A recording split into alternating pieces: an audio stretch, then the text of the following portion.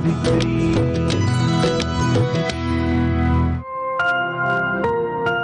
आता वाट बघणं एवढंच हातात आहे। हे घर तर सुटलं, मी त्यांच्यासाठी लतिका आहे आणि तिकडे बाबांकडेही आता जाता येणार नाही।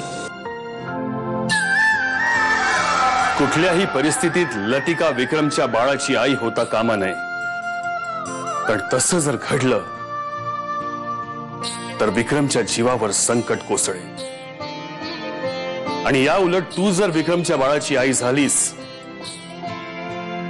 तर विक्रमवरची आणि या कुटुंबावरची सगळी संकट संपतील। आणि त्या मूर्ख बावट विक्रमवर आणि या फालतू घरावर माझं काडी मात्र प्रेम नाहीये।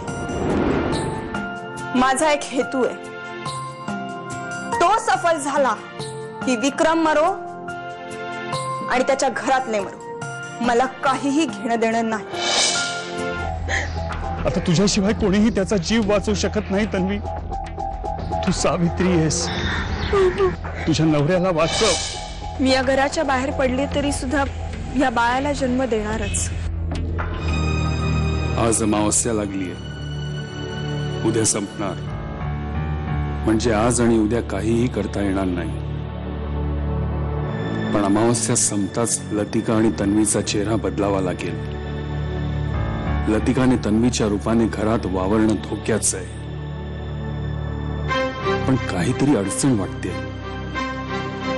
ती पोरगी जप्पूकडे भेटलेली लाली, मुलगी चांगली आहे ती, तिच्या भोवती काहीतरी तेज आहे, पण का कुणास ठाऊक तिच्यामुळेच अडचण येईल असं जाणवतंय। विक्रम हॉस्पिटलमध्येच आहे आणि खूप सिरियस आहे। डॉक्टरना अजूनही त्याच्या आजार असं निश्चित असं निदान होत नाहीये आणि म्हणून त्याला आयसीयू मध्ये ठेवलंय।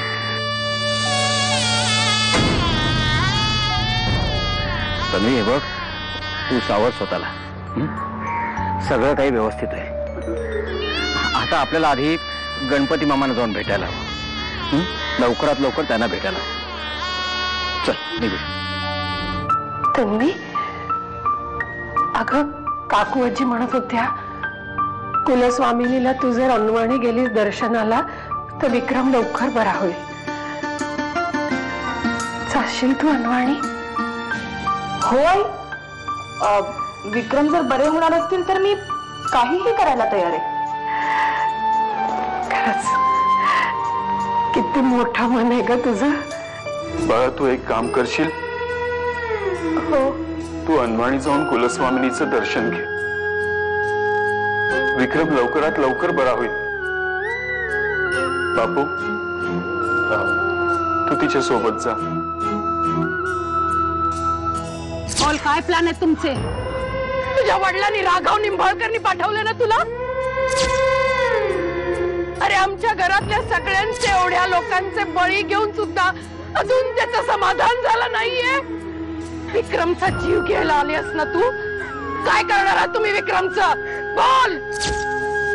तुझ्या गणपतीला माफ करणार नाही कधी। किती विश्वासानं सोपवलं होतं मी विक्रमला त्याच्यावर, पालकत्व सुद्धा स्वीकारलं होतं त्यांनी। पण जब्बू,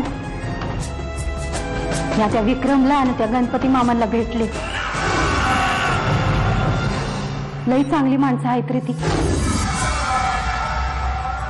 त्या बिचारांना असला त्रास द्यायला मला अजिबात नाही आवडणार।